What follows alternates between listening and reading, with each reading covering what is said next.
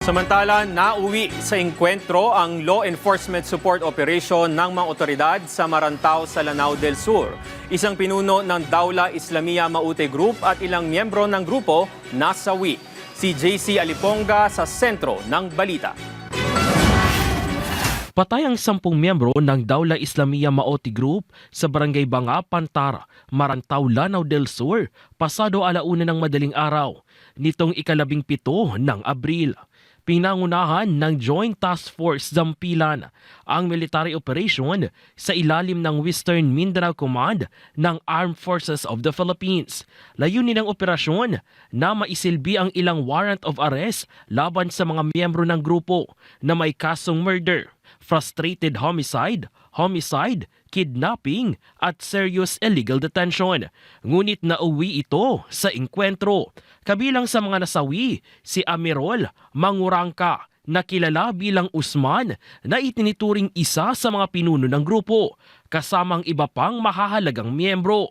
Ang mga nasabing individual ang responsable sa ambush noong Enero 2026 sa Munay, Lanao del Sur na ikinamatay ng 4 na sundalo at sa iba pang kriminal na aktibidad sa rehiyon.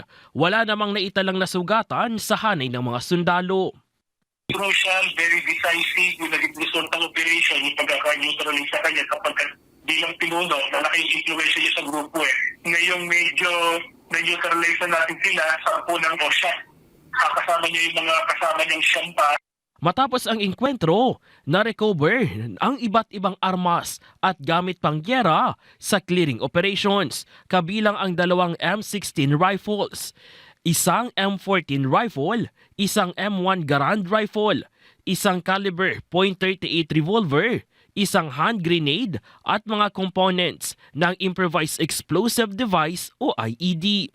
Ng almost isang oras na palitan ng puto, yung ating mga tropa naka-neutralize sila ng tama po 10 miyembro nitong Dawla Islamia Maute Group. At naka-recover dito tayo ng several iba't ibang high-powered firearms.